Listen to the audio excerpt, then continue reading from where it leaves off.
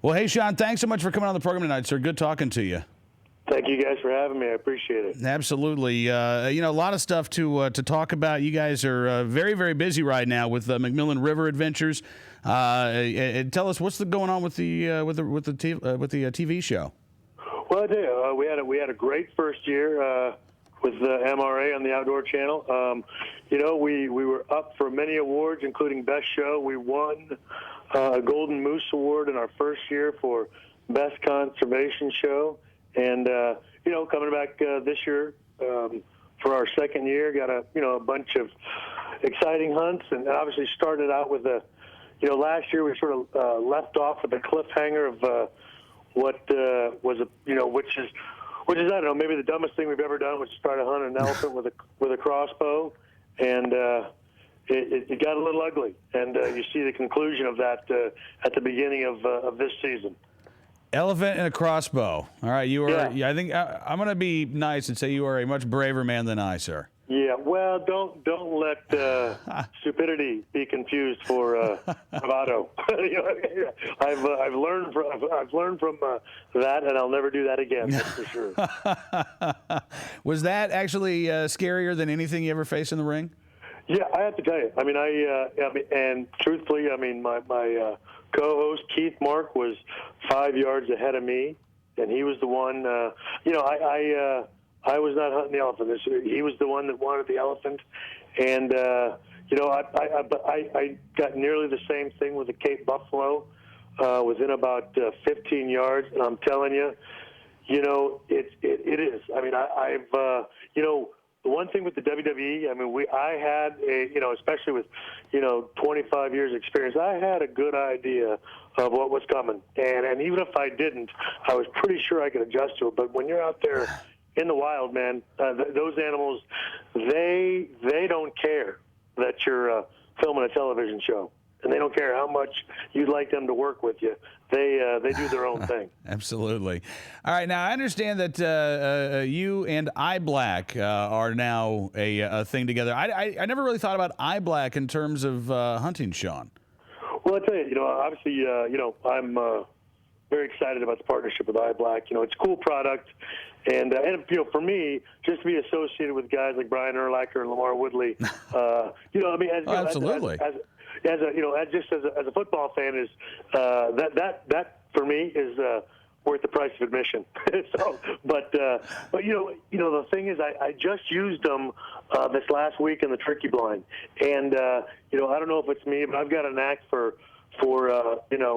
setting up right across from the sun rising, and I'm one of those guys that I like to use the face paint and things like that, and this stuff is a ton less messy. Obviously it helps obviously with the sun, and I tell you, I'm finding that the functionality of this product is pretty amazing, and I think it's going to be one of those things that the hunting industry is going to find very useful.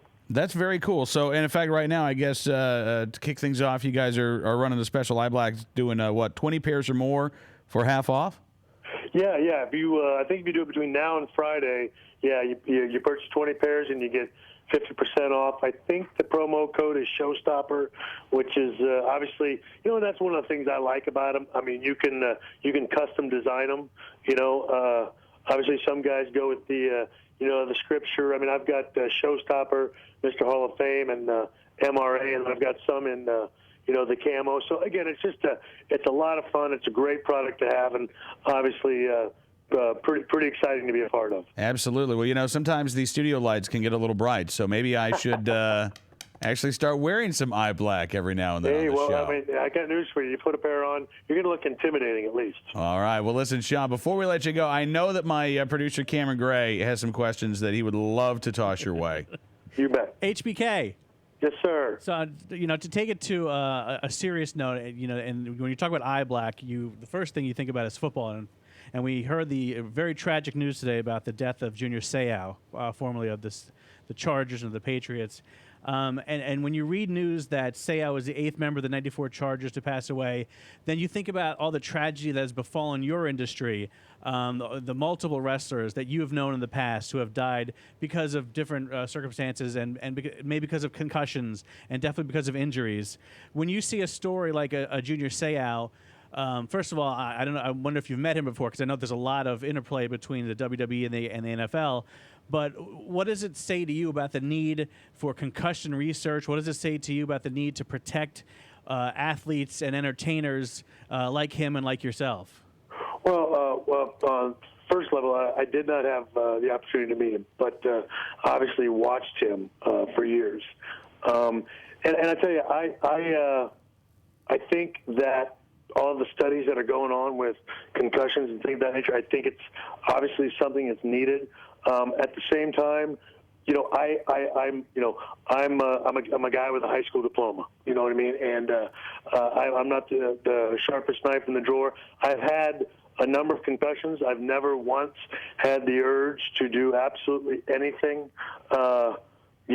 violent, unless obviously, forced into a situation. I know there's a ton of studies out there. I think there's a lot more to be done. I think it's phenomenal that we're looking into that. I mean, I certainly believe there's something there. I also believe there's a certain amount of personal responsibility that obviously goes with every individual, but I don't mean to in any way imply that I'm not supportive of that, because again, that's one of the things in my last few years with the WWE that I was thrilled that they were instituting was a great deal of the research and the testing that all of us were having to get done.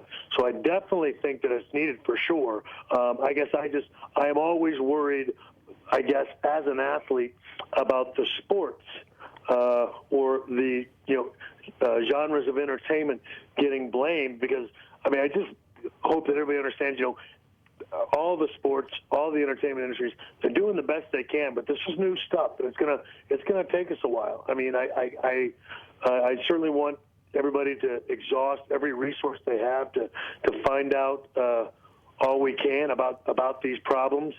But I just hope that nobody gets into the blame game, because nobody wants anybody getting hurt. Nobody wants any of these tragedies.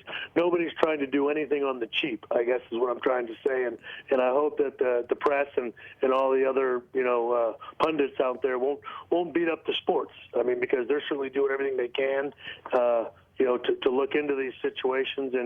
And I mean, I think that's the best that they can do. All right. Well, hey, listen, Shawn, we appreciate you coming on the program tonight, sir, and come back anytime, all right? Thank you guys very much. All right. You have a good evening, sir. You too. Bye-bye.